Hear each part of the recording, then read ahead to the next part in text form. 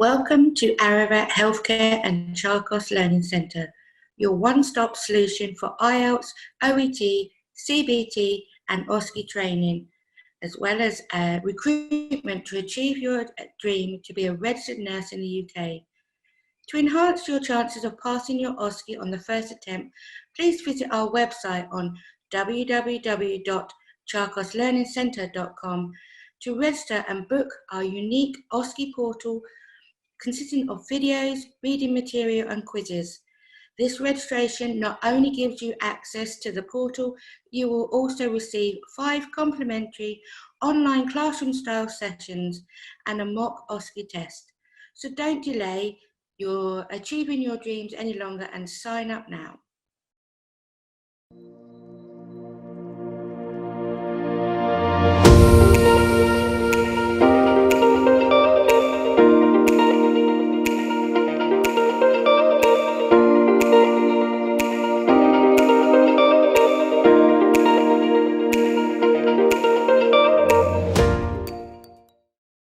Hi everyone, my name is Dr. Seema Balian. I'm the director of Ararat Healthcare and Charcos Learning Centre. Welcome to my lecture series on NMC OSCE. Now in this series, I will be covering up the topics related to assessment, planning, implementation, evaluation, some of the new scenarios which have been added such as the NG tube, pressure ulcer assessment, and VIP and the intravenous flush, and also we are going to take you through the fluid balance. The aim of this series is to understand in depth that the logic behind all of the things, why we are doing, how are we doing these things, what precautions we have to take while we are doing assessment and the rest of the stations, and also the top tips. So I hope that you are going to gain out of it as much as I'm trying to put in my efforts. There are 7 episodes to this series which are going to be covering up various topics. Please do let me know if there is anything that you would like us to discuss about in future as well. And it would be great if you can subscribe on our channel and press the bell icon to get the regular updates. So I hope you will enjoy it, and thank you very much again for watching this series. Okay, so good morning everyone. So today we are going to be doing the charts. So all of you know that there are various kind of charts that you will require to complete when you are appearing for your OSCE exam. Yeah, and like there is always, although all of these charts, they are fairly simple and fairly easy to sort of complete, but there are still few things which everyone somehow get confused about. Yeah, so and the things normally would be like either it's not that you do a wrong completion of it, but sometimes because of the nervousness and because of so much pressure that you are under, that you fill it in the wrong box, or you do the wrong calculation, or you forget to add one of the box, and then or you miss out writing something. But those are some of the mistakes which people make, especially in the news chart. So I think that I can very safely say this thing, that if someone is failing in assessment, then majority of the time it is because of the incomplete completion or incorrect completion of the news chart. There isn't much else that people fail on. This is the main thing that you will fail on if you fail. And the other things are like, if you have not correctly charted it, your calculation will go wrong. If your calculation goes wrong, then you know that your score is going to come wrong, and your wrong score, you will end up giving a wrong advice. Yeah, and about the decision about escalation, not escalation, that is also going to be difficult for you to come up to. Yeah, then also it is very important that in the your real practice, this is something that we need to really make sure that we complete them correctly, because you know that in real practice, if you are not completing it properly, if you are not getting the correct score, that can affect the outcome of the patient. Yeah, so if your monitoring frequency is not correct, that can have an adverse effect on the outcome of the patient. Yeah, so that is the reason it is very important that we do complete the chart properly, and that we make sure that we leave enough time that we can complete the chart in peace. So you should not be running out of the time and hence fill this chart in like great nervousness and in a hurry. Yeah. So when we are doing the assessment, as you know that now from this month onwards, the actors are back and you will be needing to actually do all of your readings. The time is now 15 minutes instead of 12 minutes that you were getting earlier. So you will have time. The only thing is that you will need to make sure that you divide your time appropriately, that you leave at least 2 to 3 minutes towards the end where you can complete the chart and you can give the advice to the patient according to what your score is and what you are going to do. So leave enough time with you. And I'm sure that if you are able to time yourself correctly, if you think that by the first 3-4 minutes, I should be able to complete my introductory 6. By the next 5 minutes or so, I should be able to complete my all of the taking the vitals. And after that, you have, so within 10 minutes, if you are able to do these 2 things, then you still have 5 minutes, out of which 1 minute or 2 minutes you can take to actually complete your chart. And you still have 3 minutes left in which you can quickly tell the patient about your findings, as well as you can ask the activities of daily living as well with the patient. Okay, so make sure that you have enough time and you can just tell me. So I'm going to ask you, one of you, maybe Lakshmi. Now I'm going to ask you to give me the readings of a patient, any patient. You can give me a name, date of birth, a hospital number, and all of the readings, and let us try and chart it and see that how we should be charting it, and then we can go through that what can be the common issues and common problems which can happen, or common mistakes that you can make. Yeah. So Lakshmi, can you give me the name of the patient? Okay, his name is Raj. Okay, so can you see my screen? Raman, can you hear me? Can you see my screen? Hello? Yeah, I can hear you. Yeah, now I can hear him. Okay, so you said the patient's name is Raj. Okay, his name is Raj Palmer. Raj, so I'm going to be writing over here, Raj Palmer. Yeah, what's his date of birth? 18/6, 1960. 1960, okay. And what is the, so we'll keep today as the date of admission. So it's 6 of the 8th, 21. Date of admission today. Yeah, so I have filled that one. Now we are going to be filling the first column over here. Yeah, as we have already discussed in the past as well, you can see the chart. It is it has the 0, 1, 2, 3 color coding is there, and according to the color coding you are given the numbers, and these are the numbers which you will in the end you are going to be adding according to wherever you have placed your reading, and then come to a total score. Now in the first column I'm going to write today's date, so it is 0608. And I'm going to write the time, which is 10:10. Okay. Now tell me what is his respiratory rate? Respiratory rate 16. Okay, so I can see the respiratory rate is falling between the column of 15 and 17. So I am not going to further divide the column. Okay, so do not feel that 15 is going to come slightly on a lower side of the column and 17 is going to go on the top of the column.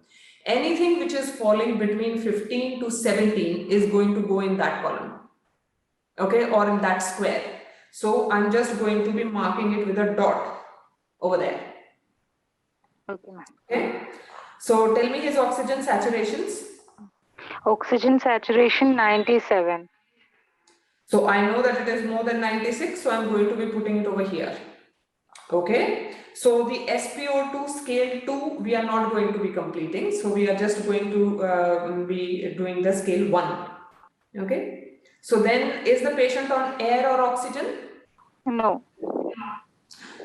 So patient is on air. So let us take it that patient is on air. So I can write A over here, that patient is on air. Yeah. Now tell me, what is his blood pressure? Sorry, ma'am. He's on air. Yeah, And that's his fine. blood pressure 120/80. Okay. So if we go at So 120 it's on 80, 120. yeah. So you can see that for the blood pressure, again, they have given a range. Yeah, so it is not like that you are having a dot on the line that, okay, this is 120, this is 110, this is 130. It is not like that. There is a range which they have given. And you can see that 120 starts, it is 111 to 120 is the square which that says 111 to 120. So my reading is going to go on that. Yeah, so inside the square, I am going to be marking a inverse arrow. Okay, and 80, I can see it is 71 to 80. Yeah, so in that column, I'm going to, or in that square, I'm going to mark this inverse sort of thing. Yeah, and then I'm going to be joining them with a dotted line. Okay, so that is how we are going to be marking this. Okay. Now, in this one, again, it depends, like sometime if you say that, okay, the reading would have been like 134 by, say, 84. Yeah, say, just as an example, if we take 134 by 84, and if I try and sort of complete it on the next column and show you. So 134 to 84 is going to fall between 121 to 140. So 134 is going to fall over there. So I am just going to be marking a square, this over there, and 84 is going to come between 81 to 90. So I'm just going to be marking it over here and the same way. Did you understand that? Yeah. So idea is not to get confused, not to try and further divide the column into the 10 or 20 other thing, which you can't do it. Yeah, you cannot divide that tiny square into more number of squares. Yeah, so anything, what we have to make sure is that anything which is in between that square or in that range, it is going to go in that particular square. So you have to be very clear about that one. Okay, now tell me the pulse of the patient. Pulse 78. Okay, so again I can see that it is falling between 71 to 80. So I'm going to be marking it over there. 78. Yeah, 78. So yeah, it is falling between 71 to 80. So I have marked it over there. Now, is my patient conscious? Alert? Yeah? Yes, ma'am. Alert. So I'm going to be putting an A over here that my patient is alert. Yes. Okay. And now the temperature. Can you tell me the temperature? 37.6. So it is going to come over here, 37.6. So I have marked all of my readings over here. Now let me see that what is my score. Yeah. So if I see my respiratory rate, it is coming in white, so it is 0. The oxygen saturations are also in white, so that is 0 as well.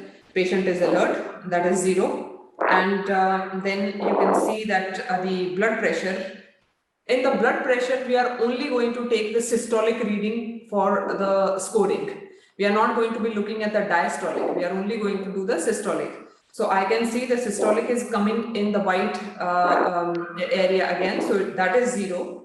Pulse is also in the white. So that is 0. Patient is alert and the temperature is also in white. So Lakshmi has given me a very nice patient who I don't need to worry too much about. Yeah. So what is the total score? So my total score is 0. Yeah, everyone agrees with that one? Yes, ma'am. So the monitoring frequency for the score 0, what is it going to be? Yeah, so if we look down at the monitoring frequency, 12 hourly. so these are my monitoring frequencies. I know 12 that if it hourly. is 0, then it is going to be 12 hourly. Yeah. So and you can go and I'll say that okay, it is 12 hourly. So I'm going to write it over here as 12 hourly. And do I need to escalate the care?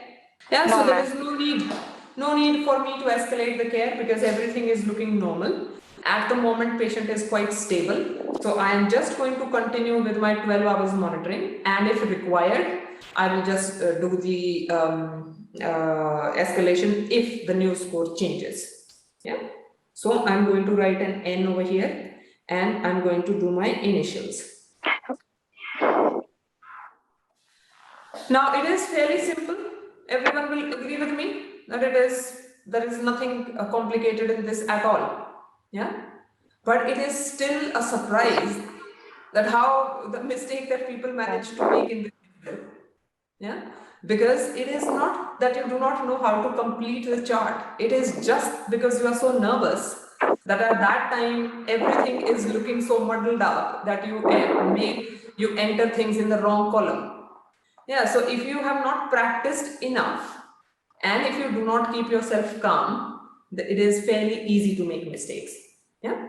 Now in this chart, the things, as we have already discussed, it is not difficult to complete the chart, but we need to keep in mind a couple of things. Now, as you will see, as it is showing in if we look at the key, we have to make sure that if there is the score which is coming 3 in a single parameter.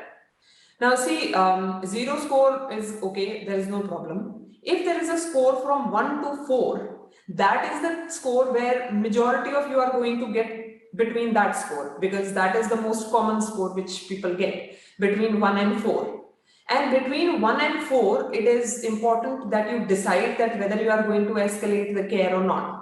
If you are worried about any reading at all, yeah, it is always better that you escalate the care. Yeah, unless you can make out that okay, the score is 1 and probably that one score is that because it is because patient is having the high respiratory rate, and that might be maybe because the patient is known asthmatic. Yeah, so that way you can say that okay, I know that the patient is known asthmatic, and I know that patient is that is his normal respiratory rate, and that there is no need for me to get worried about at the moment, and that is why I'm not going to escalate the care. But if anything changes, I will be escalating the care. Okay, so but if you reach 3 in a single parameter, now remember the score might still stay 3, which sometime by mistake you will feel that anything between 1 and 4 you have to do 4 to 6 hourly monitoring. Yeah, so make sure that if the score is 3 in single parameter, you need to do the monitoring 1 hourly. Yeah. It does not stay 4 to 6 hourly, it becomes 1 hourly, and you are definitely going to escalate it as well. Same thing is that if the score goes beyond 5, yeah, then also you are going to do it 1 hourly. And if the score is going beyond 7, then you are going to do the continuous monitoring. Okay, so sometime in some of the patient like who are say end of life or something, it is possible that the patient is unconscious and or the patient is very confused. So if the patient is confused, as you will see that in the confusion sort of thing, if the patient is confused, it is going to be 3 in a single parameter.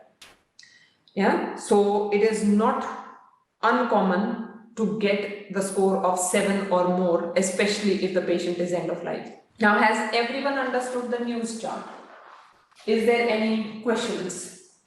Do you have any questions? I think we have gone through the news chart quite a few times, and hopefully you should be able to understand the news chart, and there is no reason that why you should be making any mistakes on them. We have done some practice as well on this one, and everyone was able to actually do very well in the practice. All of you scored the correct scores and things. Yeah, so if you are okay with this one, then we are going to move ahead, and Vrinda, you are going to give me the details of the next patient. Yeah, so the next chart that we are going to do is the GCS chart. Okay, so Vrinda, can you tell me so over here you can see that there is a place for the candidate's name. So I'm just going to write my name, and shall we take the same patient? Shall we keep the same patient? Okay, so I can just say Raj Palmer. And we can take hospital number as 1234XY. Date is today, which is 06/08/21. And time is 10:23. And it is the observation chart that we are going to be doing. Okay. So in this one, if you will see, the first thing that we need to complete is the GCS, or the coma scale. Yeah. So in this one, again, it is fairly simple. We need to see the eye opening, we need to see the verbal response, and we need to see the best motor response. In eye opening, it can be either spontaneous, it can be to sound, it can be to pressure, it can be that there is no eye opening, and sometimes it is also possible that it is not testable. Now, can anyone tell me that what are the conditions where it will not be testable? Patient will be in coma or in a ventilator. Okay, so that is one thing, that patient might be on in coma or on ventilator. What can be the other things? Bonnie, can you tell me that what can be the other condition? Had a recent surgery for the eyes. Yeah, there might be an eye surgery. What else? There can be a trauma to the eye. Yeah, there can be a trauma, there can be swelling of the eye, maybe the patient is coming with an allergic reaction, maybe insect bite or something. I have seen a lot of people with insect bite who come up with the eye really swollen up, and because it is so swollen, the eye is actually closed. You cannot make out that whether the patient is going to be able to do a spontaneous eye opening or not. Yeah. So there are a few conditions where we are not able to test, and hence we are going to write an NT in front of them, that we are not able to test that. Okay. So same is with the verbal response. So either the patient can be oriented, patient can be confused, the patient just says some words. Then it might be that sometimes they are not saying any words, they are just making sounds. Then it is none, or it is not testable. Now, not testable, again, it can be if the patient is having patient is intubated and all that sort of thing. So even if you try, there is nothing is going to come out. Yeah. So, and the best motor response is that patient obeys your command. They localize the pain. They get a normal flexion, abnormal flexion or extension. So when you are testing them out, these are the things that you are going to be getting. Yeah. So when you come in to do the assessment of the patient, it is very, very easy for you to make the assessment that as soon as you enter, you say hello to the patient, that and you are introducing yourself to the patient. You can see that the patient is looking at you and they are having their eyes open. So you can comment it there itself that, okay, I can see that you are opening your eyes spontaneously. So you know that you have got a spontaneous eye opening. Yeah. Then at the same point, you can ask the patient that, okay, once you have introduced, once you have made sure that it is your correct patient, you can check with the patient that, okay, before I start taking your vital signs, do you know where you are? Yeah. So as this can become one of the questions, like for orientation, that the patient can tell. If the patient is oriented, the patient will be able to say that, yes, they are in the hospital.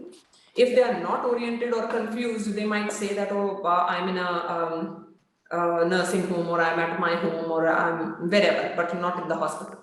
Yeah. So you can figure out with just a simple question that whether the patient is oriented or not. Then the next thing anyway you are going to do is that you are going to take the blood pressure of the patient. So you can ask the patient that, is it okay if you can lift up your arm? So if the patient lifts up the arm, you know that they are obeying your command. Yeah. So you can make a note of all these three things over there itself, that okay, I can see that your GCS is normal. You are opening your eyes spontaneously. You are oriented to the time and place, and you are obeying my command. So in all of these, when we are completing the chart, we can either put dots over there or we can put the number. So if I put the number that, okay, patient is has spontaneous eye opening, patient is oriented and is obeying command. Okay, so I complete all these three things and then I go ahead and then I'm going to be doing my blood pressure and pulse and respiratory rate. Now over here you will see that there is in this one column, one big column, it is your blood pressure, pulse rate and respiration. All three are over there. Yeah, and over here you are not having a range. It is against every line they have written, that 90, 100, 110, 120, 130, 140. So it is against every line. So that line becomes 130 or 120 or 110. Okay, and anything in between those lines is between 120 to 130. Has everyone understood that? Yeah. No. So just give me the blood pressure. So Vrinda, give me a blood pressure of the patient. It's 120, 80. Make it a little bit exciting. Don't just say 120, 80. Give me something which is more likely to come. Okay, 136, 86. Okay, so we are going to take it, the 136 is between 130 and 140. So we are going to be marking it over there, and 86 is between 80 and 90. So I'm just going to be marking it over here, and I am going to be marking my blood pressure. Okay, what is the pulse? It's 82. 82, so I know that it is 80 is over here. So I'm going to be marking the pulse as well, making sure that it does not get mixed up in my blood pressure sort of thing. So I'll make it very clear that I have marked the pulse as well. Yeah. Okay, what's the respiratory rate? 18. 18. So I can just either write it over here or I can put a dot over there. Okay. Okay. Fine. So everyone understood this one. So this is, and all these three things are okay. Now tell me, what is the temperature of the patient? Temperature is 37.2. 37.2. Now over here, you need to make sure that you understand this thing, that the temperature is on the right side of the chart. So it is on this side of the chart. Okay, but you will have to drag and complete mark the temperature in the first column itself. So you will have to kind of drag it from over there.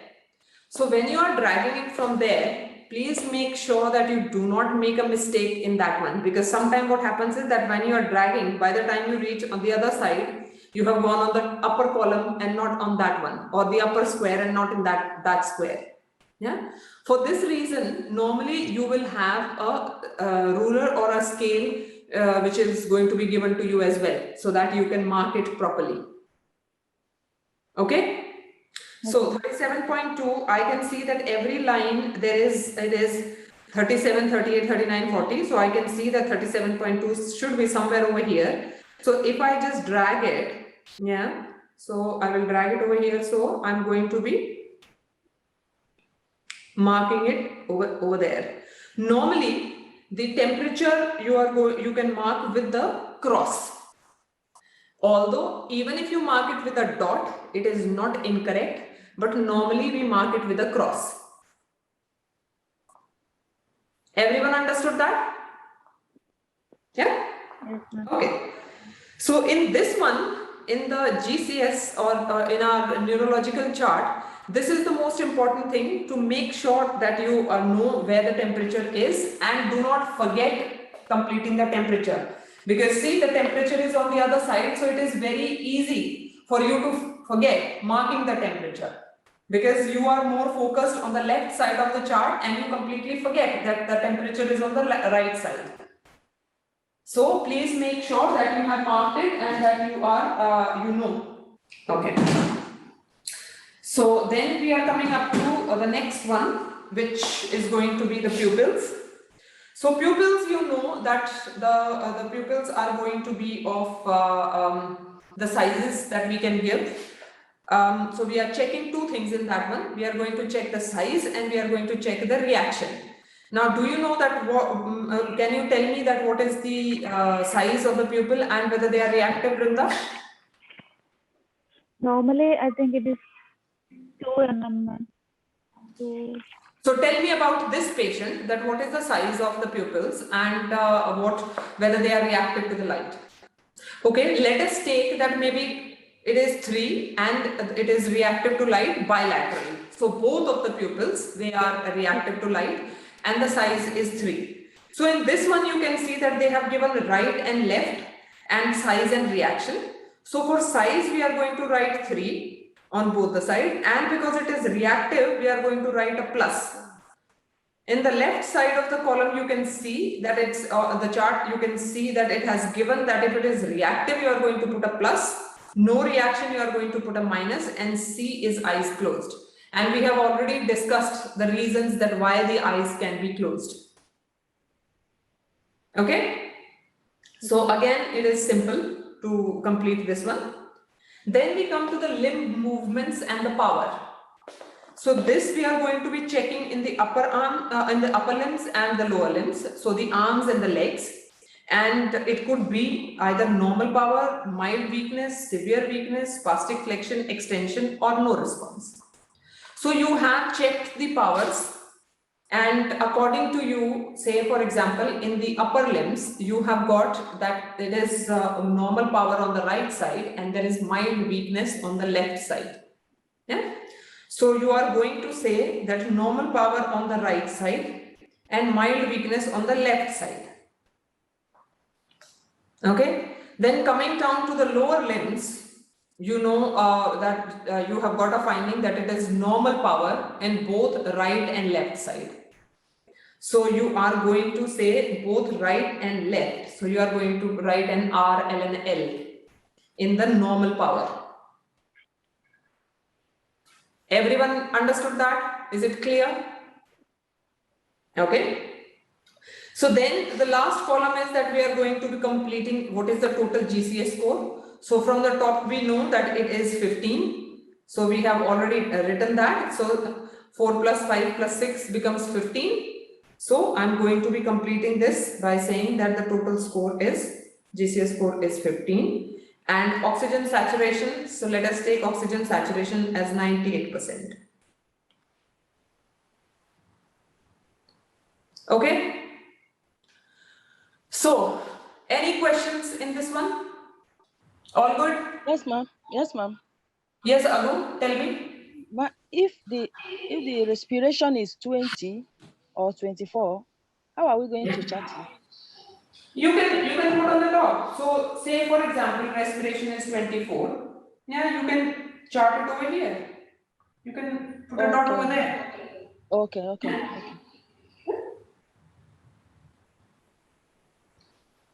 So all good? Everyone understood that? Yes, ma'am. Ma'am, I have a question, ma'am. Yes. Yeah, at the top of the table, I have seen a row called time, again time. So what we have to fill that? Over there actually, the time on the top, if you will see where I have completed 1023, that time is the time when you started the chart. Yeah, and then actually we should have completed this as well. So this is the 1023 that I started filling this one. Now I as you know, the GCS is done every 30 minutes. Yeah. So all these columns I will be adding the time every 30 minutes interval sort of time. Fine. Yeah, so I will, in the next one, I'm going to write 10:53. Yeah, because I will add 30 to this one, but that is the time when I started the chart, the one which I have written on the top. Okay. Okay. Okay? Thank you, ma'am. Yeah. Good, that was well spotted.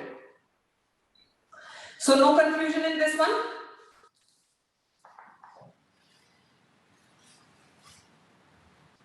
Okay. So we are going to come to the next chart. So these are two of the charts which are there for your, these are the two charts which are there for the news and GCS for the in-hospital assessment. But now we are going to be doing the chart which is for the community assessment. Yeah. So who is going to tell me the details of this patient? Yeah. So Shiny, can you tell me the details of this patient?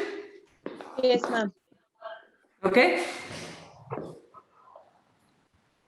Patient name, we will take the same or we need to change? Now you can give me any name. I don't mind. Okay, patient name is Brenda. So Brenda. And patient surname? Surname is, I forgot actually. Okay, so we can take Williams. Okay. Yeah. Then And- hospital number is, NHS number is 12345. X. BW. Something. So we can take BW Okay. for Brenda Williams, and the candidate name is there. Okay. So in this one, again, we are going to go in the first column. So first column, we know it is 2021, and date and month is 0608, and the time is 10:43. Okay. So again, very simple, straightforward thing that we are going to be doing. So this is blood pressure. So give me a blood pressure of the patient.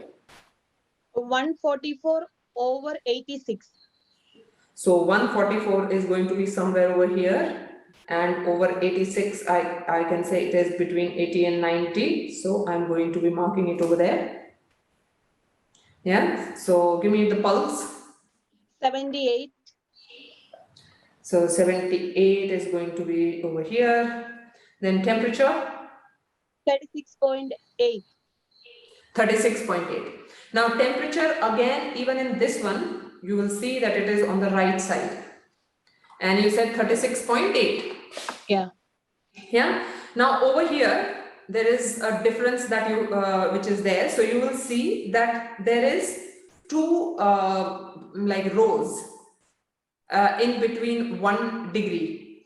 So 36, between 36 and 37, there is like one more row, which is makes it like that will probably be 36.5. So if I'm going to write 36.8, I should not get confused that, okay, this is 36, this is 37. So because till now I have been writing only in one square. Yeah, and that's why sometimes people, they get confused and they might write it somewhere over here. But that is not where we have to mark. So it is 36, you said not over here, over here. So 36.8 you said, so I should go in this row rather than going in the row below. So I'm going to drag it on that side and I'm going to be marking it over here. Yeah, so this is one thing that you have to be careful about, that you do not miss that 0.5 thing and just don't mark it on the wrong sort of place. Yeah, have you understood that? Yes, ma'am. Then respiratory rate. 20. So we can just write over here, and the nurse's initial. So this one is a very, very simple, straightforward chart. So you will see that the charts actually are getting like your in-hospital chart, you need to do a lot of other readings because the patient is in hospital, because the patient is probably acutely ill. That is why they are in hospital, and that is the reason you have to do a lot more of their observations and need to complete the chart according to a frequency. Okay, but in the community, we take it that the patient is much more stable. We are not worried about their oxygen saturations and things because we take it that they are having normal oxygen saturations and also that they will not be on any oxygens or something like that. Okay, so that is the reason that we are not doing as many observations as we do for the in-hospital one. Okay, so for both PHQ-9 as well as MUST, we are going to be completing this chart as well. Okay, so we are going to complete this chart for your TPR or your observations, and then we are going to go ahead and complete the MUST chart and explain the findings to the patient, or the PHQ-9 and explain the finding to the patient. Okay, so everyone understood the community chart? Any questions in that? Okay, so let us go to the next one. So which is the next one that we are taking is the PHQ-9. Now again, we have gone through PHQ-9, you have gone through the portal as well, and you have done the PHQ-9 in that as well. So I'm hoping that you have a good understanding of the PHQ-9. So in the PHQ-9, we have taken that you have a good understanding of the PHQ-9, and hence, but I'll still go through it so that you can know that what PHQ-9 stands for and why we do it. Normally, you will not require to actually do the PHQ-9 in the exam. It will already be completed for you. So sometime it is possible that you might have to just do the adding up of the score and then do the explanation, or even the score might be added up for you and all you have to do is to interpret the results and to give the advice to the patient accordingly. So we can say again the patient's name is and the date of visit we can take as today. And you can see over here it is written that over the past 2 weeks, how often you have been bothered by any of the following problem. So we have discussed it that PHQ-9 is done over the last 2 weeks. So we are going to be seeing that how the patient have been over the last 2 weeks. So it is not how the patient is feeling today. It is how the patient have been feeling over the last 2 weeks. Yeah.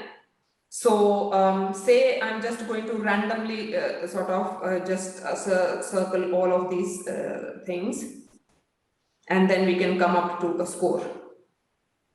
Yeah. So how do we come up to the score? We are going to add all of these things. So 4 and 8, and there is no 3. So the total score comes as 12. Yeah. So either it is that you will be given just that it has been just marked like that and you do the totaling, or it is possible that you are going to get in the exam that it has already been calculated and you have got the score. Now, according to the score, tell me where, so you will get this key as well. So Anju, can you tell me that what is the advice that you are going to give to the patient? Okay, the patient has minor depression. Okay. So the score comes in between 10 to 14. Okay. Belongs to minor depression. So for that, we will treat the patient by giving support, and we will do watchful waiting. Okay, just explain what is support and what is watchful waiting.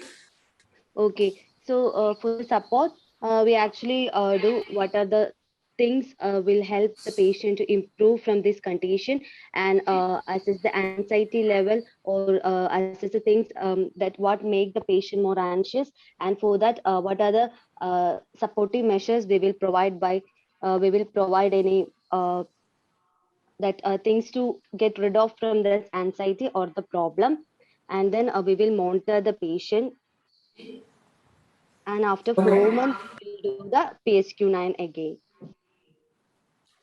Okay, so basically we had discussed this earlier that when we are going to give an advice, we can't just blindly say that, okay, we are going to give you support and watchful waiting. We have to explain that what do you mean by support? So support is going to be something depending upon what the patient's condition is. Maybe this patient is someone who is alone. Maybe that is the reason that patient is suffering with a depression. It is possible that the patient is in a huge lot of pain. He's suffering with some chronic condition, and that is the reason he is in depression. Maybe he has recently there have been something in the family which has led to him being in depression.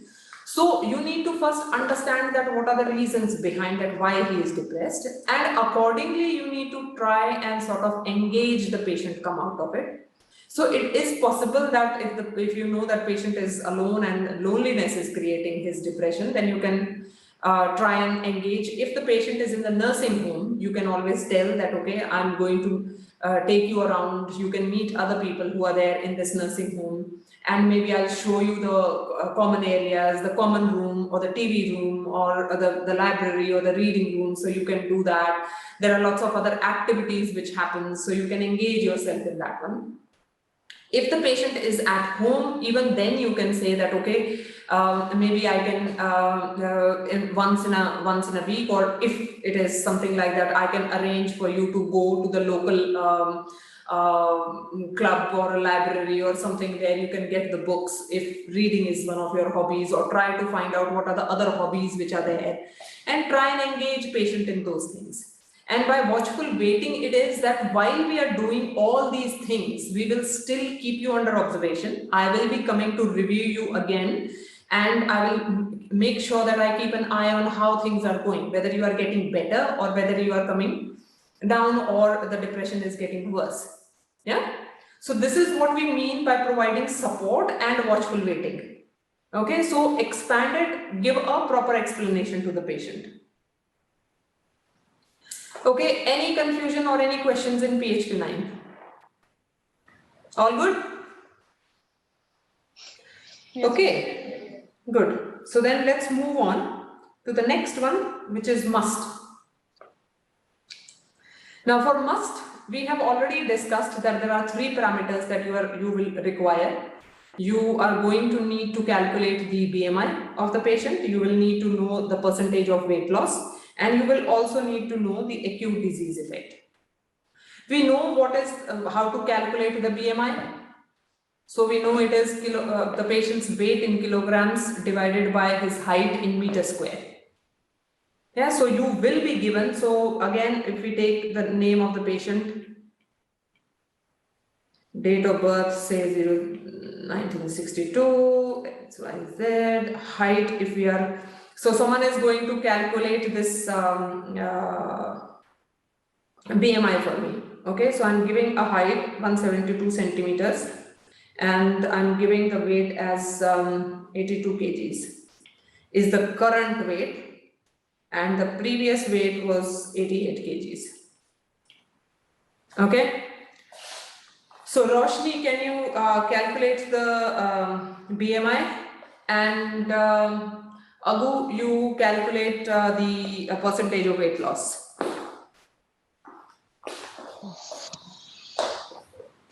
You can use your phone and calculators. Okay, so what is the BMI? 27.7. Okay, everyone agrees with that BMI? 27.7. So 27.7 is going to fall in over 20. So the score is going to be 0. Yeah. Okay, Agu, what is the percentage of weight loss? Anyone can tell me what is the percentage of weight loss? Between 5 to 10. So it is between 5 to 10%. So we know, as we had discussed earlier, how to calculate that. We know the previous weight is 88. So 10% of 88 is 8.8. 5% of that is 4.4. And your total weight loss is 6 kgs. So 6 kg falls between 4.4 and 8.8. So it is between 5 to 10% that your weight loss is there. Yeah, and acute disease effect. Will there be any point in doing the acute disease effect? Do you think you will be scoring anything in that one? Okay, so we know that the patient is in community, and the things which are written over there, that whether if the person is acutely ill and there has been or likely to be no nutritional intake for more than 5 days. So we know that this patient is not acutely ill, and we also know that patient is eating. So probably we will take that out from the history, that he or she might be eating less than what is required, but they are eating, and hence this does not really apply over here. So either we can just leave it like that, but we will need to comment it when we are explaining, so that we let the examiner know that we have understood this thing and there is a reason that why we are not giving it.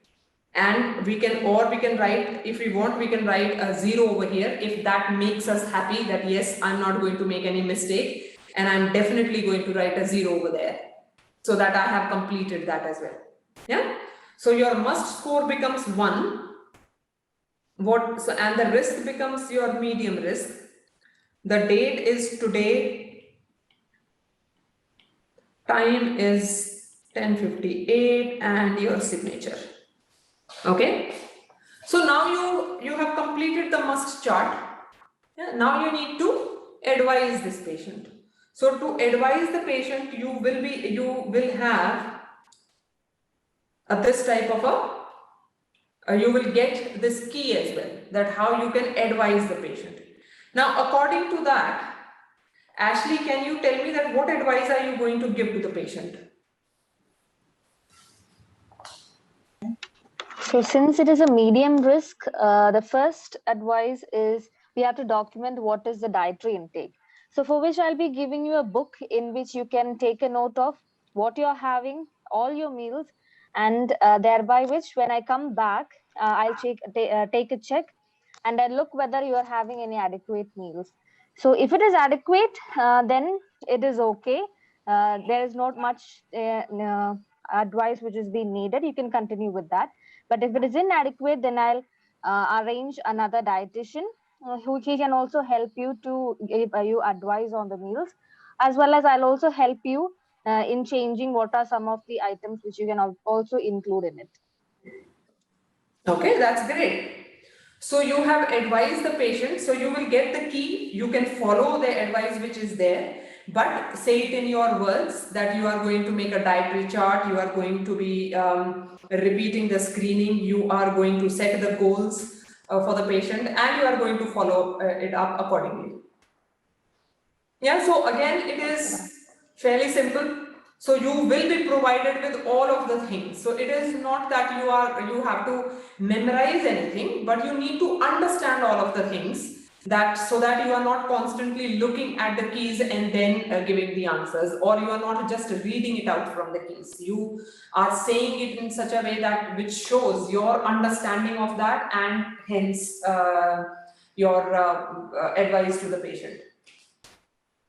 Okay, so that brings us to the end of all of the charts which normally are there for any of the exam.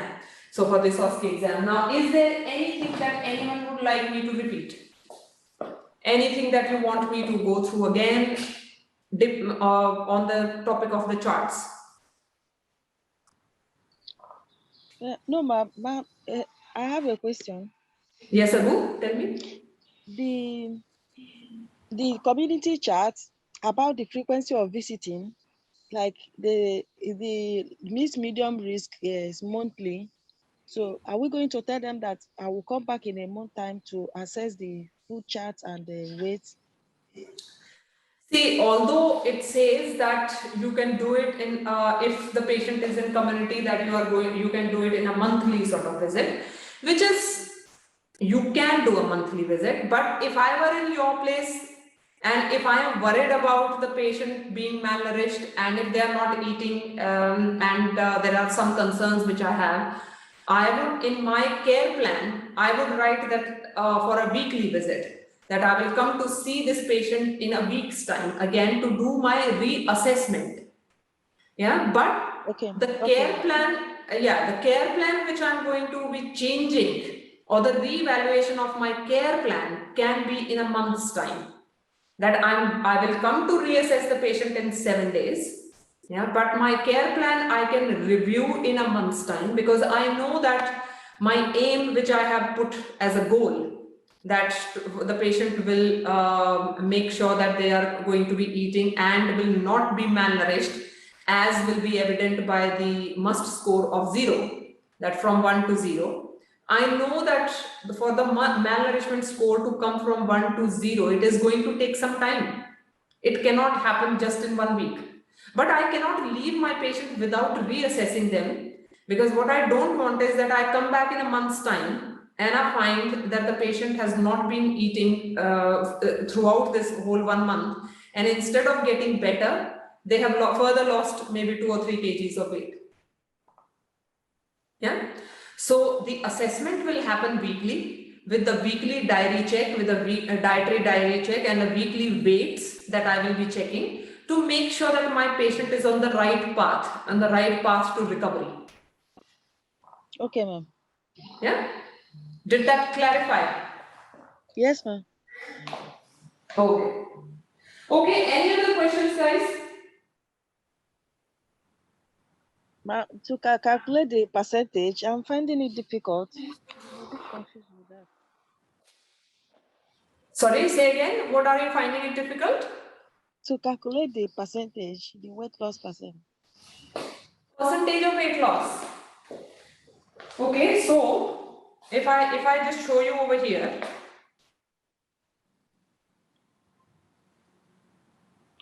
when we calculate the percentage of weight loss, let me just bring that chart.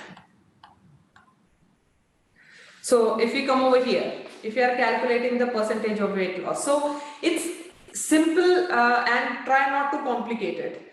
So give me any number, that what is the patient's weight now? Okay, now is 79. So current weight of the patient is 79 kgs. Okay, so give me a previous weight from which the patient has lost the weight. Is 90. Okay, so the previous weight was 90. Now I have to see the percentage of weight loss which I am calculating. That it has to be a percentage of that weight which the patient had earlier, and now he has lost from that particular weight.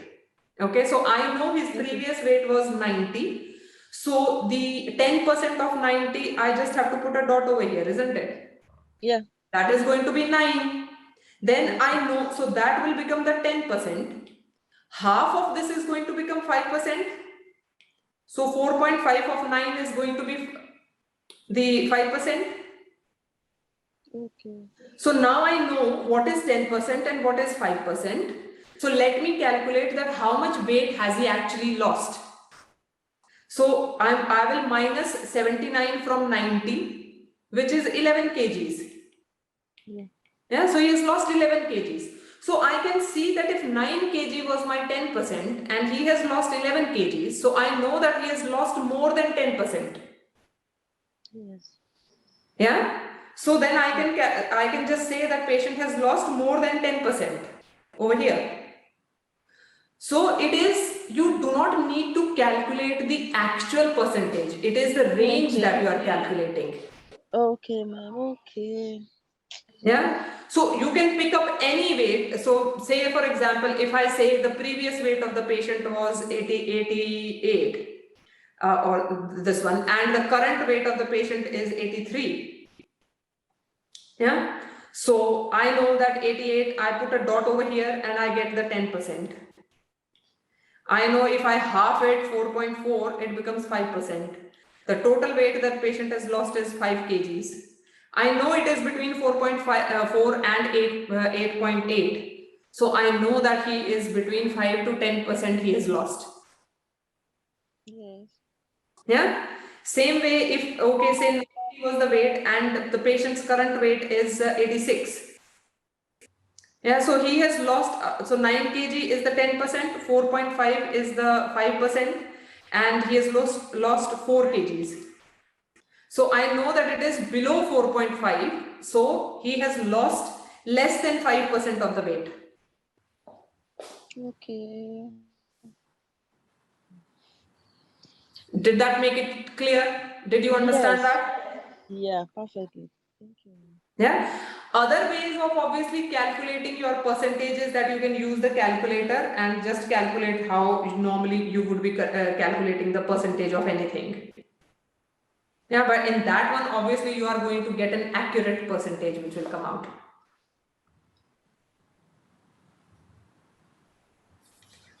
Okay. So does that make it clear? Did you understand that? Yes, ma'am. Okay. Any other queries anyone has?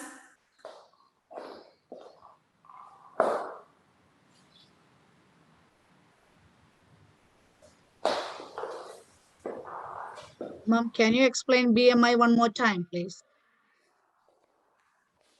Okay, you guys can explain me. Who is going to explain the BMI to me? Jinsi, do you want to explain the BMI? Yes, ma'am. Okay, so tell me, how do you calculate the BMI? So for calculating the BMI, we have to divide the current weight divided by height in meter square. So in this case, the weight is 82. So we can make it 82 divided by here 172 centimeters. So we need to convert it into meter. That is 1.72. So if we are taking the square of that, we will get 2 point something. 2.795. So for calculating BMI, we have to divide 82 divided by 2.79. So 2.95. So we will get 27.79. So we can calculate it as it is over 20. So we can score it as 0. Excellent. Did you get that, Benny? Yeah. Did you get that? Yeah, thank you. So in this one thing which you need to keep in mind is that when you are using your calculator, if you are using the calculator, do not just do that 82 divided by 1.72 into 1.72. If you will do that, you are not going to get the correct answer. So first with your calculator, you must multiply 1.72 into 1.72. Get the answer, whatever answer you get, and then you divide 82 by that particular answer.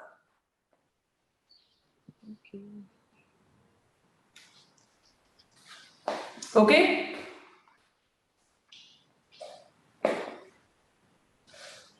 Is that clear to everyone? Yes, ma'am. Okay. So are we now clear about the charts? Yes. Yeah, no questions, no queries. Everyone understood how to complete the chart, the various kind of charts which are there.